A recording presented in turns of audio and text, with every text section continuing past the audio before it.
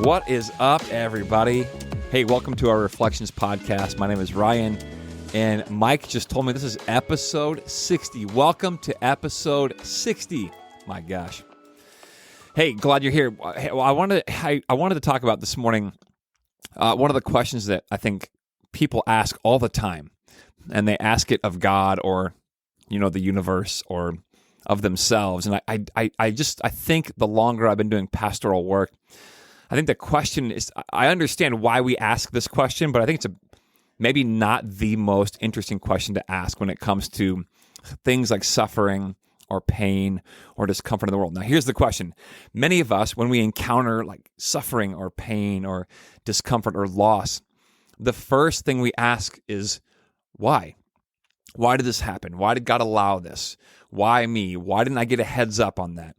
The church I pastor we're doing a building project, and it's been going very, very smoothly. And we just recently hit a pretty large hiccup, and hiccup is an understatement. But the point is that we didn't know about it until recently. There's been some troubles on the backside, but certainly it would seem God would have known about it many, many months ago. And the question that maybe would raise to the tops of a lot of our minds here at Central is like, hey, why didn't God give us a heads up on this a long time ago?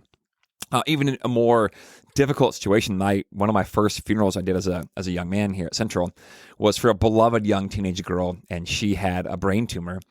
And we prayed for her for many, many months, and she went into surgery, and we prayed for her that, and the surgery was more or less a success. There were some complications, but she came out of that and was doing well on the road to recovery. And then out of nowhere, she was struck with pneumonia and then died.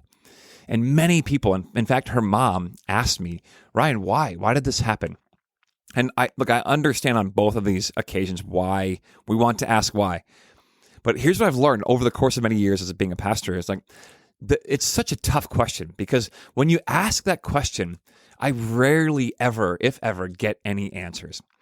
And even if you do get an answer, I'm not sure it does much to mitigate the loss or the damage. Like, for example, if I could tell that mom why her daughter died, it doesn't bring her daughter back. And the question really comes out of a place of grief or loss and sadness. And so whatever the answer might be, it doesn't bring back the thing that you lost. And even for us, why didn't God give us a heads up on this, this headache or this hurdle we were about to encounter in the fall here, when certainly God would have known about it way back in the winter?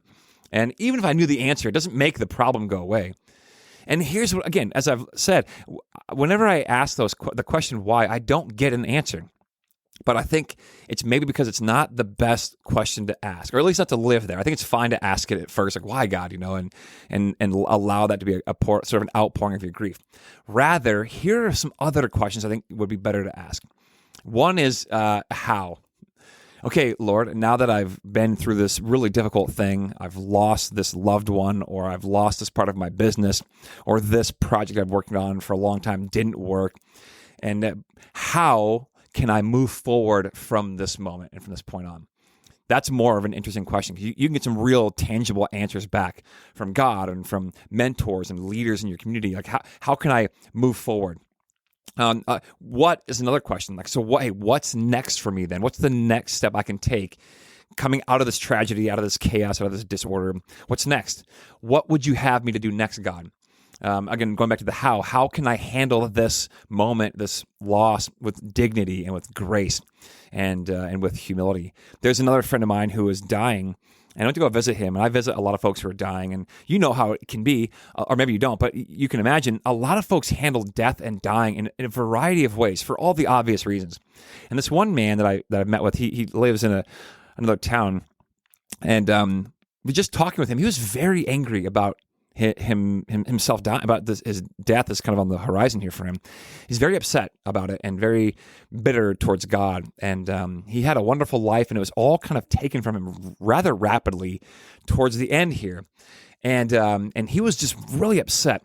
And I told him, I go, hey, man, I love you and God loves you. But here's the stark truth in this moment. You are going to die either way. How do you want to handle it? You can handle it like this. You can go out like this, like just with your fists clenched and bitter and angry at God. or you can approach this and handle with dignity and grace and mercy. Just did a funeral a couple weekends ago for a man who, sort of a different way of looking at it. I went and met with him. He had known for about a year. He was dying of cancer. Just a beautiful and well-beloved. Both these men were beloved men and beautiful. But this guy, he said, Ryan, I'm ready. And he had just a different approach. Like, I'm ready. I'm open to whatever God has for me. I want to face this with dignity and with grace. And he had decided early on, because both of them could ask why. Why, God, did it happen this way? Why am I dying? There's all these why. But rather, this guy said, hey, how can I face death even in this great way, in this beautiful, kind of entering into the presence of God kind of way? And so, so I'm trying to learn as a pastor, how can I help people ask the right questions? And the right questions, I think why is fine, but I think living there, it ends up becoming just a sort of a cavernous question. There's no answers that come back with the why question, but rather, how can we ask how and what's next for me, God? What do you want me to do next? And how can I handle this with grace and maturity and with beauty and dignity even? And how can I move forward? What's the next thing to do? And that can move you forward into the next thing for you.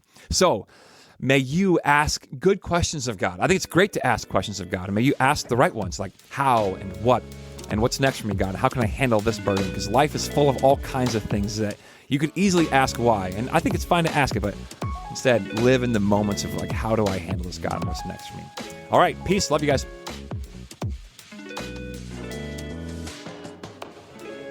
Hey, if you enjoy this show, I'd love to have you share it with some friends. And don't forget, you are always welcome to join us in person at Central in Elk River at 8:30, which is our liturgical gathering, or at 10 o'clock, our modern gathering. Or you can check us out online at clcelkriver.org. Peace.